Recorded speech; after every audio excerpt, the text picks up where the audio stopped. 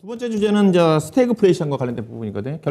경기거든요. 그렇죠. 경기 부분인데, 자, 스태그플레이션은 땡땡땡이다. 그런 쪽인데, 저부터 말씀 좀 드리면 일단은 스태그플레이션이라는 것 자체가 일단은 저는 스태그플레이션은 원자재 투자가 일단은 단기적으로 대안이다. 그렇게 잡았는데, 일단 스태그플레이션이라는 것 자체가 불황 속의 물가 상승이잖아요. 현재로 봐서는 물가 상승으로 따지면 그런 우려감이 있어요. 근데 현재 경기 자체가 불황은 아니거든요. 그렇죠. 불황은 아닌 것 같고, 그래서 저도 아직까지 스태그플레이션에 대한 우려감은 있지만은 아직은 아니다. 그런 쪽인데, 현재로 봐. 그래서 현재 어떤 투자에서 본다 한다면 원자재 가격이 계속 강세를 보이기 때문에 단기적으로 이런 스태그플레이션의 우려감이 대두되고 있는 시점에서는 원자재 투자가 우리가 투자하는 데서 투자가 좀 대안이 좀 되지 않겠나 하는 쪽인데, 분명히 그런 어떤 우려감은 있는 것 같습니다. 새로 한국은행 총재로 지명된 이창명 씨도 이제 그런 얘기를 했거든요. 우리나라 같은 경우도 약간의 어떤 스태그플레이션에 대한 우려감은 있지만은 아직은 걱정할 단계는 아니다. 그런 쪽인 것 같고, 그다음에 이번에 연준에서도 앞서 빅스텝이라는 것 자체가 50 bp 정도 금리 인상을 하는 것 자체도 이런 또 스태그플레이션을 방지하기 위한 사전적인 그런 의미가 있다. 그런 긍정적으로 해석하는 부분도 있더라고요.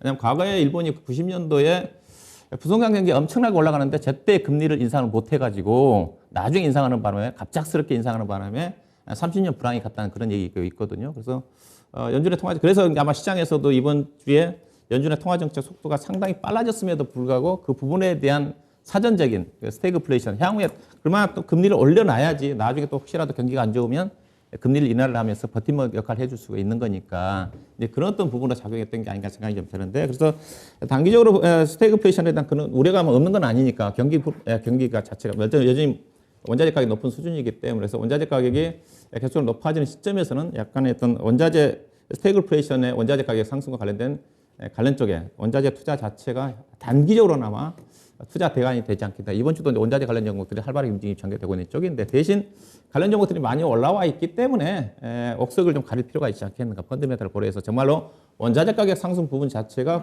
기업의 현재 움직이는 종목에 실적으로 반영이 좀 되는데, 근데 현재 실질적으로 테마로 움직였던 종목들을 보게 되면 원자재 가격 상승에 따라서 실적으로 연결되지 않는 종목들이 주가 급등한 종목들이 대부분이거든요. 이제 그런 것들을 가려야 하는데, 앞서 얘기했다시피 지금 시장 자체는 금리 인상기고 가더라도 실적이 좋은 종목들이 가는 부분이고, 원자재 가격 상승 부분 자체가 실적으로 연결될 수 있는 그것도 종목이 한정해서 여전히 스태그플레이션 우려감이 대두되는 시점에서는 관심을 가져볼 필요가 있지 않겠는가, 그런 어떤 생각을 좀 말씀 좀 드리고 싶고요.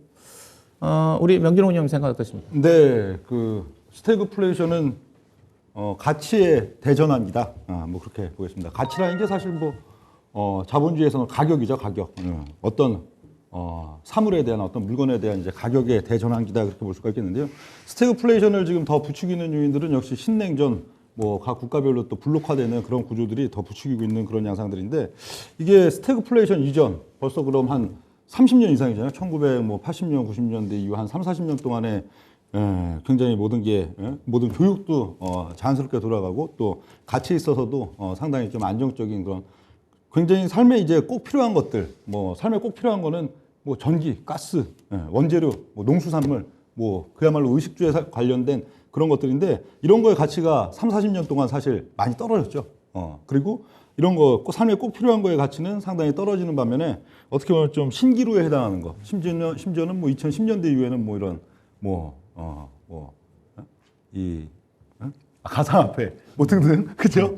예, 그런 것들 사실 그렇게 삶에 그렇게 꼭 필요한 것들은 아니잖아요. 근데 그런 거의 가치가 막 올라가듯이, 이렇게 지금 이 스태그플레이션의 세대에 있어 갖고는 이 사실 어떤 특정한 공급, 어떤 나라와 나라 간의 사소한 어떤 문제 등등, 또 국가 정세상의 어떤 사소한 문제, 이런 것들 때문에 가장 각 국가가 돌아가고 사람들이 이제 원활한 정상적인 생활을 하는 데 필요한 그런 요소들이 갑자기 막 부족하거나 쇼티지가 나서 뭔가 국가가 정상적으로 운영되지 못하는 나라들도 막 생길 수 있는 그런 지금 상황들이 되기 때문에, 결국은 삶에 꼭 필요한 것들의 가치가 다시 이제 제자리를 찾고 그거의 중요성이 높아지는 거죠.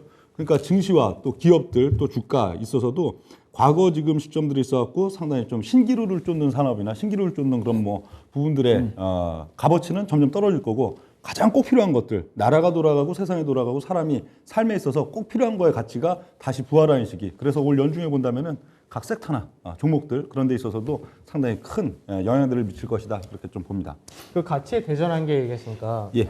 순간 들 생각이, 한때 시장에서 자산주들이 굉장히 많이 열풍이 불었던 적이 있었거든요. 네. 그럼 자산주들도 눈여겨봐야 될까요? 근데 자산주 같은 경우는 그렇습니다. 돈을 쌓아뒀는데 현재 어떤 그 경제나 또 사람 삶의 기여도가 그렇게 막 높은 건 아니죠.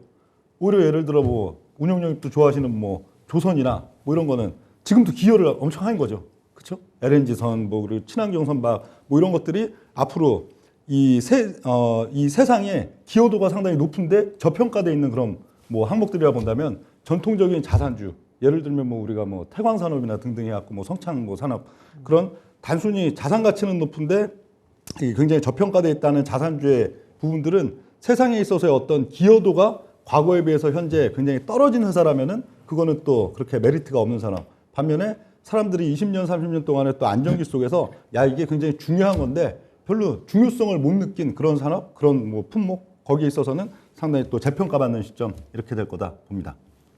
그렇죠. 물가가 상승하는 국면이기 때문에 현금보다는 부동산 관련 종목들이 시장에서 주목을 받아야 되는 게 맞겠죠. 스태그플레이션 환경에서요. 그러니까 문제는 근데 네. 이미 주택이라든지 우리나라뿐만 아니라 뭐 미국이나 다른 나라 다 마찬가지지만 주택이라든지 부동산 가격이 이미 올라와 있거든요. 그러면 이제 소위 말해서 시장 자체가 뭐 스태그플레이션, 인플레이션에 대비해서 다른 자산에 대한 수요도가 높아진다 했을 때 사실 그 부분이 원자재 쪽에 들어갈 수도 있고 뭐 주식에서 아까 방금 말씀하셨던 뭐 가치가 있는 그런 주식들을 갈 수도 있고 사실 선택지는 너무나 다양한 거라서 근데 이제 최근 들어서 원자재 같은 경우는 투자하기가 사실 원자재 관련이 굉장히 까다롭긴 까다롭거든요. 왜냐면은 지금 니켈 가격 같은 경우도 어마어마하게 올라갔다가 결국 이제 지난주와 이번 주 무너지면서 2차 전지가 반등할 수 있는 계기를 만들기도 했고 또 반면에 유가 같은 경우도 130불 가니까 시장에서 이제 200불 간다 얘기했다가 이게 100불 이하로 떨어졌다가 다시 115불 갔다가 또 이렇게 됐거든요. 그러면 원자재 쪽도 어떻게 보면은 정점이 나왔다라고 생각할 수 있는 부분이라서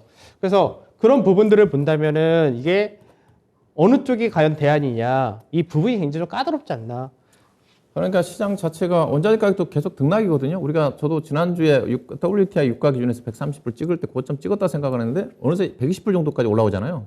120불 정도가 올라오니까 뭐 아직 고점 찍지는 않았지만은 상 근접하는 수준. 니켈 가격도 급락했다가 이틀 동안 상한가였또. 이틀 동안 상한가 나온 장이 15%씩 이틀 동안 올랐으니까. 그러니까 이게 워낙 돈들이 지금 투기적으로 움직이는 것 같아요. 자산시장에서. 옛날에 그 변동성이 크지는 않았거든요.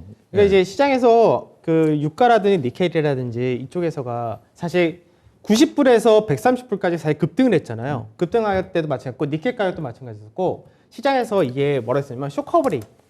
그러니까 시장에서 더 이상 이 정도 가격이 있으니까 빠질 거다라고 매도 쳐놨던 부분이 쇼커버링 되면서 주가 급등했던 거고 원자재 가격들이 그 반대로 이제 올라올 만큼 올라오고 난 다음부터는 또 반대 포지션이 돼버리니까 또 무너지고 그래서 이게 변동이 세진 건데 지금 고가 저가 나오면 이제 변동은 좀 완화되잖아요. 그러면 실제로 완만하게 가지 않을까 그런 생각도 좀 하고 있는 거고 그다음에 지금 실제로 스태그플레이션이라고 얘기한 게 이게 지지난주 이때부터 굉장히 시장에서 많이 얘기가 나오더라고요. 스태그플레이션에 대해서. 근데 약간 다르긴 다르죠. 보통 우리가 경기 침체가 들어간다라고 얘기하면은 우리가 장단기 금리 차이가 좁아지면서 역전되면은 스태그플레이션으로 들어가면 경기 침체로 들어간다 이렇게 얘기하는데 사실 지금은 그거하고 완전히 좀 다르잖아요. 예전에 우리가 1988년도부터 지금까지 보게 되면은 단 장단기 금리 차이 역전될 때는 사실 금리 자체가 횡보하거나 하락하는 구간에서 역전이 됐었지 이번처럼 막 급등하면서 역전한 경우는 거의 없으니까 그래서 실제로 저는 뭐 시장에서 스태그플레이션 얘기를 하지만 전혀 그렇지 않지 않을까? 오히려 지금 딱 드는 생각이 러시아하고 우크라이나가 이제 휴전을 하게 되면은 지금 우크라이나가 너무 많이 무너졌잖아요. 모든 기간 설비부터 해가지고 그것들 다 무너졌는데 거기 재건하려고 들어가는 비용 자체도 어마어마할 것 같고 그게 수요를 크게 폭발적으로 증가시킨다가 돼버리니까 그래서 실제로 경기는 앞으로 더 좋아지지 않을까 이런 생각도 해보는 게 지금 뭐 당장 볼 때는 우크라이나 재건하는데도 더 어마어마한 돈이 필요하고요.